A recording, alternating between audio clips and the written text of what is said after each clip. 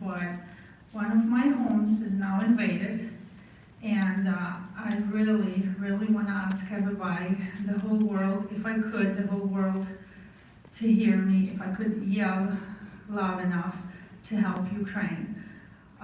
We just started getting together with everybody spontaneously. It just started rolling like a snowball. And now from few of us, so many of us now together. And I really, really appreciate that you guys care about different country, different people, strangers that you don't even know. But you know, we might be strangers, but this one goal unites us all, is the peace and love and unity.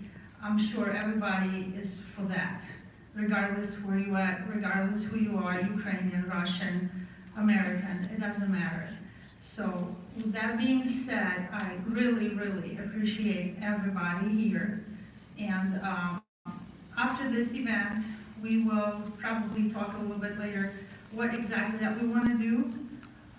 We just gathering people right now to bring awareness, but then later on we're going to be actually starting something that can benefit and help Ukraine, some type of nonprofit, from Toledo, nonprofit fund, something that we can act fast and productively and try to help, because we had so many people reach out to us to asking how they can help, and we just didn't know at that time what to do, how to gather everybody together and do this productive work. So from this point on, if you are already following our Facebook page, Toledo Helps Ukraine, if not, join, and there we will be updating you all how you can help in the future. So thank you again, everybody, and Slava Ukraini! My name is Svetlana Velchikova, and I'm a professor in research and measurement at the University of Toledo. I have been here for 20 plus years, but I'm not going to do the whole spiel right now. Instead, I'm going to introduce my friend from Ukraine, who is a resident of New Zealand, and she's a professor at the University of Canterbury in Christchurch. Her specialty is actually political diplomacy and communication, so she's extremely knowledgeable, and I hope that what she's going to tell us will be very valuable. Natalia, the floor is yours. Thank you, Svetlana, and thank you very much, University of Toledo. Thank you for your kindness, compassion, your support and solidarity with the people of Ukraine in this absolutely surreal, brutal and unfair moment in the history of the world.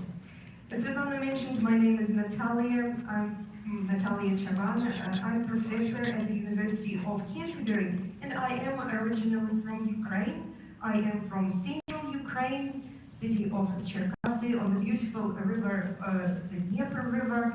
And like Tatiana, I'm always thinking about myself to be extremely lucky, because I have more than one home.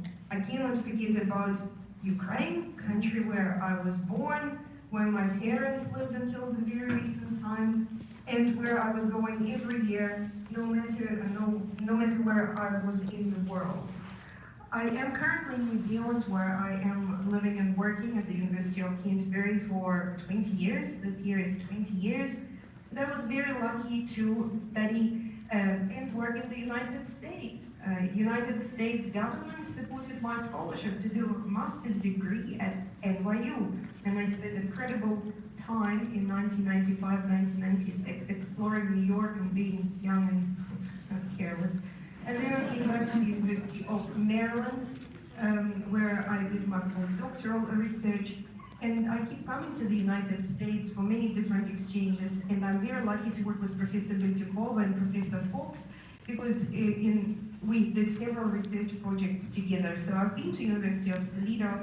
I love the university. I love the people at the university. And I just wanted to say thank you very much one more time for coming today, for taking the time.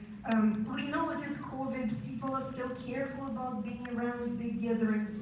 So really, from the bottom of my heart, a big thank you for coming today. I've been asked by the organizers today to speak around 15-20 minutes. I can speak longer. I'm an academic, ask my husband, but I won't take much of your time today. I thought for any any action, it is impossible to know the context. And I know you're going to march today, but I thought I'll give you a little bit more information about Ukraine, its people, its most recent history. Why? Because I think we should be very, very clear that at the moment we are entering a new historical era. That what is happening in Ukraine, it's not just something big and terrible and tragic, but we're actually entering a different historical period. In the recent history of the world, we did have events like this. The end of World War II, all of the Berlin Wall, the collapse of the Soviet Union, the aggression of the Russian Federation against peaceful Ukraine in 2022 is one of those events, and it will redraw the maps of the world. It will affect different generations of people, no matter where you are in the world, be it an economic impact, social impact, geopolitical impact. We will have to assess what is coming in the months and years. Something to discuss for all of us. But before we sort of start thinking about the future, I would like to invite you to think a little bit about Ukraine as a country. If I were with you, I would be asking you questions. I would run a multiple choice quiz, sort of along the lines, different sizes. How big do you think Ukraine is? And I would look at your heads, but it's so difficult via Zoom. I'll just say that Ukraine is one of the largest countries in Europe. I will tell you in square kilometers, it's 603,550 square kilometers. Since you are not measuring distances in kilometers in the United States, probably the size won't tell you much, but it is comparable to the territory of France. If you've been to France, you know how large the country is, how diverse. Well, this is Ukraine. If you take the map of Ukraine and map it on the territory of the Western Europe, just do that exercise for fun if you have time, you will see how big the country is.